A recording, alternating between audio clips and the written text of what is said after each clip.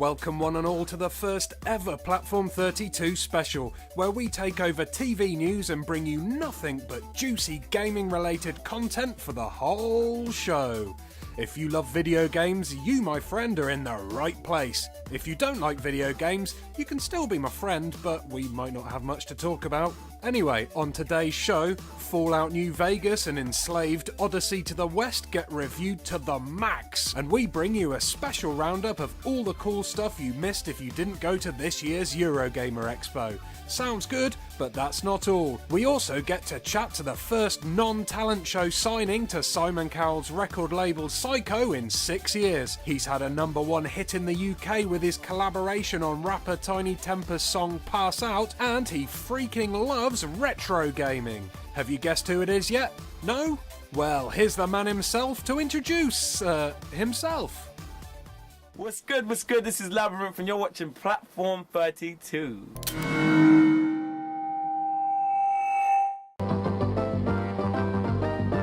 The following program contains viewer discretion is advised. Hi, I'm Ian from Platform 32 and I've managed to drag myself out of my smelly, sweaty, geeky bedroom to come down to Labrinth's studio and talk to him a little bit about his gaming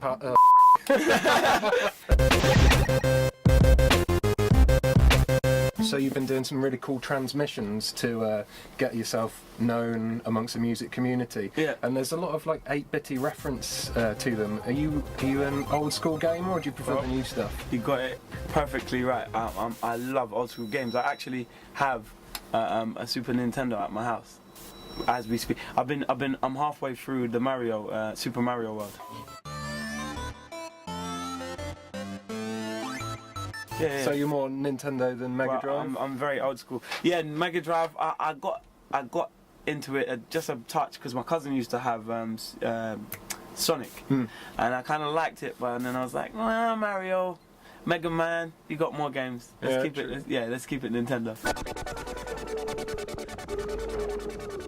So you're not tempted to upgrade to one of the newer ones? Sometimes, because of course real life. No, I've played GTA. I love a bit of Tekken. Like we've had extreme tournaments in this studio.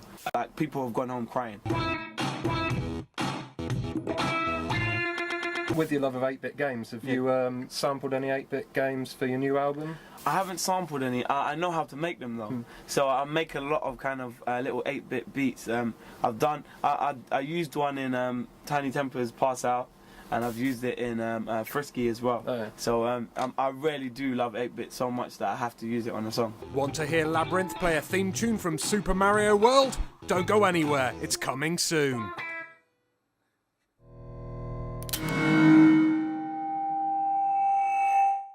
How many of you out there remember the 1970s Japanese sci-fi TV show Monkey? If you don't, go ask your parents. I'm a game reviewer, not your bloomin' teacher. You mother...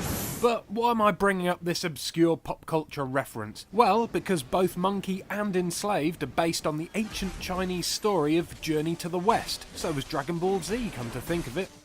But the only difference with Enslaved is that it's had a 21st century coat of paint, which is PR garb for them slapping a bunch of robots in the game and a Schmiegel's load of Andy Serkis. Set 150 years into the future, after the events of a post-global war that has destroyed most of the human race, Enslaved Odyssey to the West sees you in the spiky do of a man simply known as Monkey. A man who has spent his life alone, hiding in the shadows from the remaining war robots that are still following their program to kill all humans. Monkey is captured by Mech in order for him to be brought into slavery, when another captee, Trip, manages to escape and then blackmails him into helping her back to her tribe, by means of a slave headband that will kill him if Trip dies or if he strays too far away from her. It works. The game itself is best described as if the action and platforming parts of Uncharted 2 and the beat-em-up segments of Batman Arkham Asylum had a baby, it would be Enslaved. It's an odd thing to imagine, but works remarkably well. The platforming segments are excellent. Monkey will jump to the ledges you want him to, which in all honesty comes as a pleasant surprise in this generation, and combining them with some of the action segments makes for a real cinematic experience, and the fighting sequences are top notch too. You watch for enemy actions when they're about to attack, and simply either dodge, block, or if you feel skillful enough, parry and reverse the move, though the best of luck with that. All this is interwoven with an icing on the cake of stealth sections and waterboarding areas. The only thing that Enslaved has going against it is the huge amount of Andy Serkis in the game, who directed, wrote and provided motion capture for Enslaved. I know we've had overdoses of celebrities in games in the past, and if anyone brings up Shaq Fu here, I'm going home right now, but at some points the game just feels like Ninja Theory's 8-hour love letter to the guy. As much as Enslaved wants you to like their gravelly-voiced, bitter against-the-world character of Monkey, half the time he comes across as an emo Mary Sue for Mr. Serkis to play in the game. Yes, they've even managed to out-Mary Sue Jack Black in Brutal Legend with Enslaved. Who'd have thunk? If we're gonna get through this, then when I ask you to do something, you need to do it immediately. Okay. I understand. But as it stands, Enslaved Odyssey to the West is a highly enjoyable game with gorgeous visuals and great gameplay. If you can endure the 8 to 10 hours of self-love towards the bloke who played the villain in Inkheart, then you'll uncover a deep, rewarding and enjoyable game. In fact, you'd have to be born from an egg on a mountaintop not to pick this one up. Oh, humour. What do you think? It's pretty cool, huh? Yeah, it's pretty cool. Hi, I'm Ian Higton from Platform32 and I'm stood outside Earl's Court for the Eurogamer Expo, where I'm going to get to try and get my hands on all the best brand new games coming up this year and next, including Fallout New Vegas. I'm going to try and get some exclusive words with some of the developers behind the games. I can tell you what, I'm really excited. I can't wait to get in there!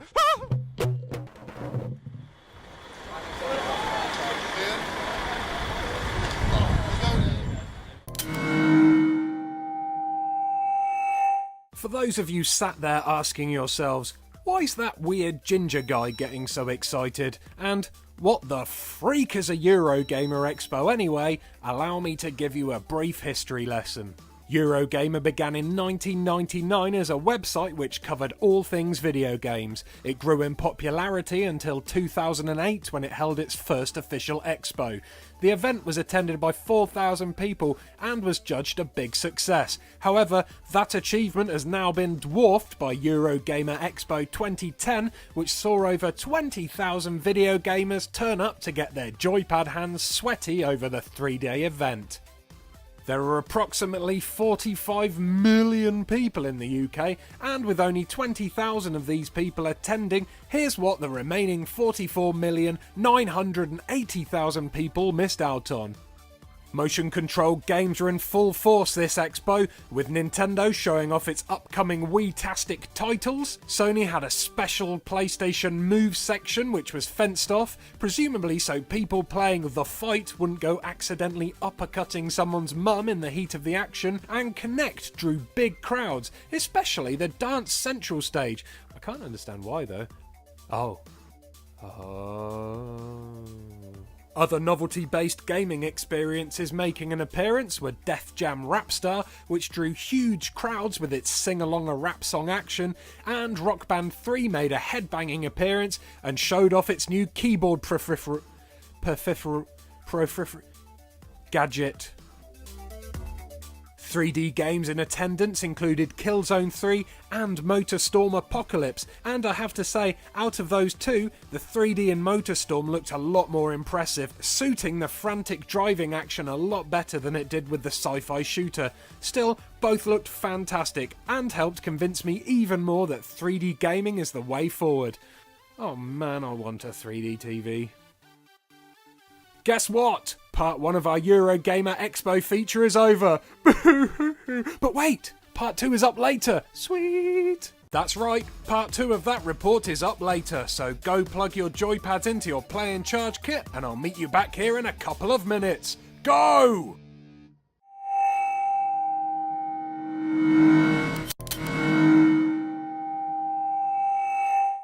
Still to come, the final parts of our Eurogamer report and our Labrinth interview, but now, join us as we wander the wastelands in our Fallout New Vegas review.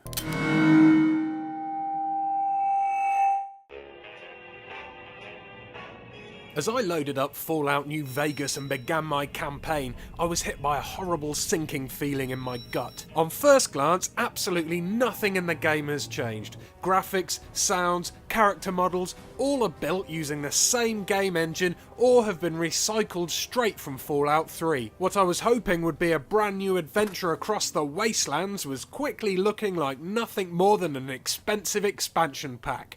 I needn't have worried though, because 5 minutes after setting up my character, I was once more sucked straight into the Fallout world, totally absorbed by its storyline, characters and quests. If there was ever an example of if it ain't broke, don't fix it, then this is it. Fallout New Vegas may not have remoulded the game, but it did enable me to fall in love with the franchise all over again. Instead of playing as a vault dweller looking for his paw like in Fallout 3, the character you play in New Vegas is a delivery man for the Mojave Express, who for some reason, which you spend the game trying to find out, is double-crossed by a check jacket wearing Matthew Perry and left to die in a shallow grave with a bullet in his melon. Luckily for you, as soon as Chandler has done a runner with the package you were supposed to be delivering, a platinum poker chip, a wandering robot finds you and digs you up.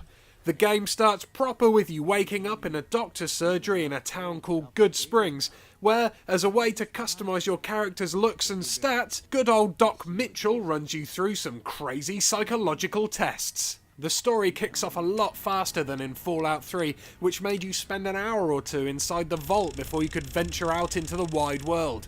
In New Vegas, once you've gone through the create your character options, you're kicked right out of the doctor's surgery and straight into the action. Leaving the doctor's surgery for the first time and gazing out across the town of Good Springs is less of a memorable moment than the first time you leave the vault in Fallout 3 and view the vastness of the world though, and unfortunately this was one of the few moments that have been ruined by the similarity of the two games. The exit from the vault in Fallout 3 is one of gaming's great moments. The exit from the doctor's surgery in New Vegas is just, well, meh.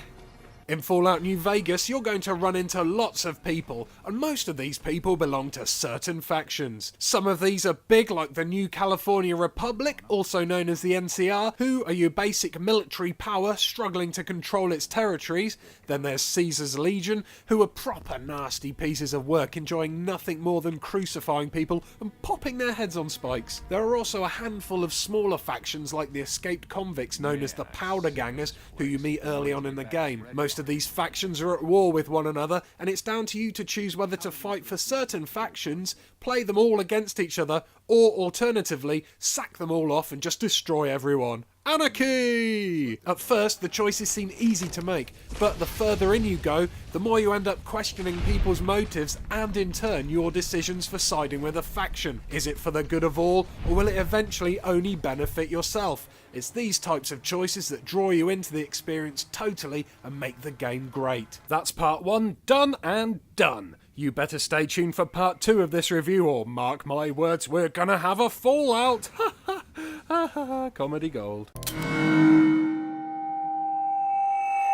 Ah, nice to see you stuck around. As a reward for your loyalty, here's part 2 of our Eurogamer Expo feature.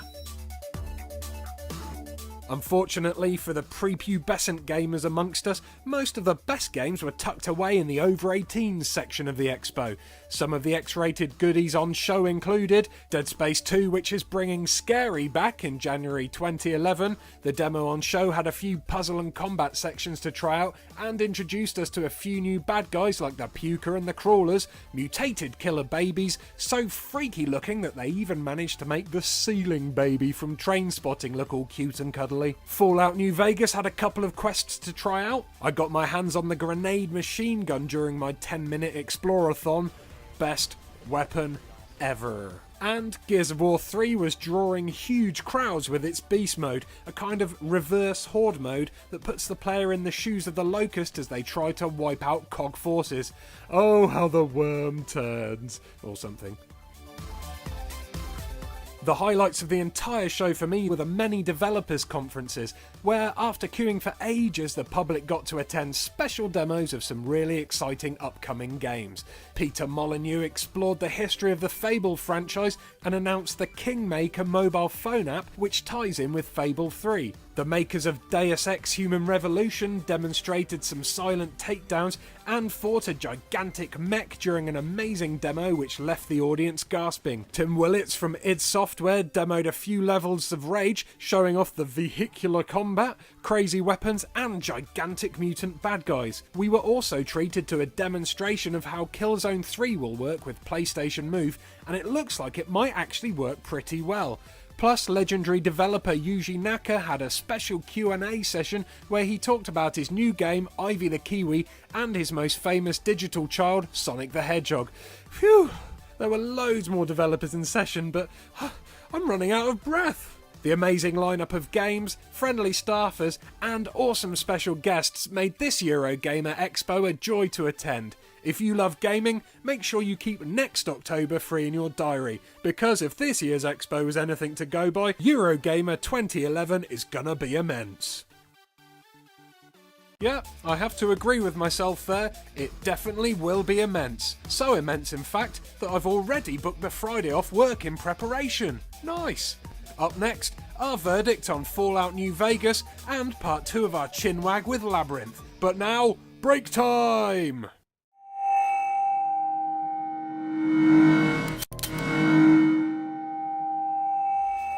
Ah, good to see you back. Thought I'd scared you off there for a second.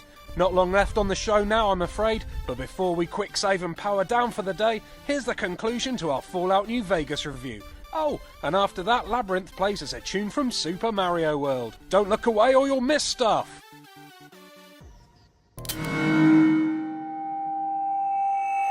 Welcome back to the Wastelands, weary traveller. Grab yourself some squirrel on a stick and get comfy for part 2 of our review. A brand new addition is the game's Hardened mode, which offers you a much more realistic challenge to the proceedings. With Hardened mode selected, all your ammo now has weight to it, meaning you can't prance around the landscape holding 500 missiles in your back pocket anymore.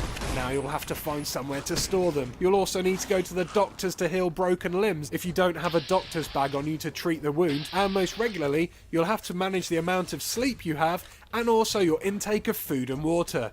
Get too hungry and your stats will suffer, making you weaker and slower. Forget to drink and you're screwed. I forgot to pause the game at one point, went downstairs for my din-dins, and when I came back up, my poor chap had died of dehydration. You really need to super manage every aspect of your character in harder mode, and although this makes the game harder, it also makes it that little bit more involving and therefore fun. To help you monitor and manage your health, items, weapons and ammo, you are once again kitted out with a Pip-Boy. Using the Pip-Boy, you can monitor your need for food, water and sleep, plus your health and exposure to radiation. You can repair weapons, check up on quests, fast travel to locations, and loads more. It's your whole RPG menu system on your wrist, and for Fallout veterans it's super easy to use. Noobs may get a little confused to start with when confronted by all the facts and figures, but the straightforward operation means it becomes second nature pretty soon. One of the most negative things about Fallout New Vegas, which has been hitting the gaming headlines since its release, is the amount of glitches and bugs present in the game, and to be honest, the reports are not exaggerations. While playing the game, I came across quite a few graphical glitches, which included my gun disappearing and reappearing, enemies running on the spot, scenery popping in and out of existence, and one wandering merchant who I can't buy anything off because each time I accept the transaction it crashes and hangs the game. Boo, reset. According to Bethesda though, patches are incoming rapidly, so these should all be sorted soon. Ish. Hopefully. Please? So New Vegas, you glitchy little copycat, are you worth a purchase? Well, rather than being a stale rehash of Fallout 3, which to be honest is exactly what it looks like at first glance, New Vegas manages to become an engaging, involving game in its own right. And although it's not quite as good as its predecessor, it still manages to be up there in my Games of the Year list. Welcome back to part 2 of Platform 32's exclusive interview with Labrinth, where we talk to him about his love of retro gaming. If any game in the world you could have done the soundtrack for, what game would it be? Ooh, that's a hard one. Probably Tetris and Zelda. Zelda. Yeah, That's yeah, classic, man. yeah. Yeah, I 'cause you love get a lot of people doing Grand Theft Auto and stuff Yeah. like that, soundtracks of that. Yeah. Would you be tempted to do something like that? if I it comes would to you? if I could do an 8-bit one for Yeah? them. Yeah, yeah. They play. should actually do like a little section in GTA where Little you 8-bit could go 8-bit. section. Yeah, yeah, that like would be amazing. you could go into an arcade and Yeah. play a little 8-bit GTA. That's the one. That's the one. So, favourite game ever? If you had to pick one game to take with you to a desert island? What game would I be playing? I'd probably say Mario, man. So you got your guitar with you. Fancy playing a song of your choice? I think I will. I think I know a little bit of it. I tried this out the other day. It's a little bit sad of me to like be listening to Mario games and trying to learn the soundtrack. Oh, really?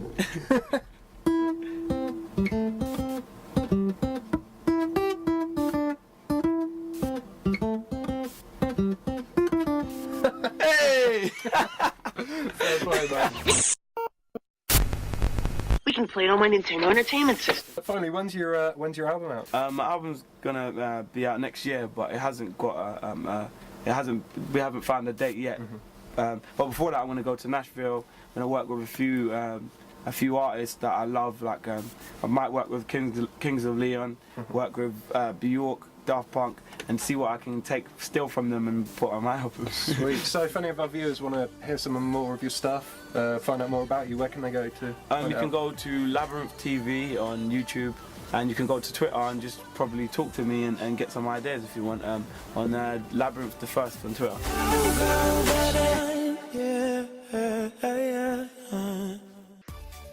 Well friends, it's been an emotional first Platform 32 special. I really feel like we've grown as people during our time together, and I hope you do too. If you want more video gaming goodness, then keep your TV tuned into TV News for our latest gaming segments. But if that's not enough, you can also check out our videos on our website at www.platform32.com. You can even get all social with us on Facebook and Twitter. Web address details are in the credits. Right, I'm off to play Fallout New Vegas. I've got a pack of angry Deathclaws giving me grief and I need to sort them out. So now, over to Nat for details of this week's competition. Good luck!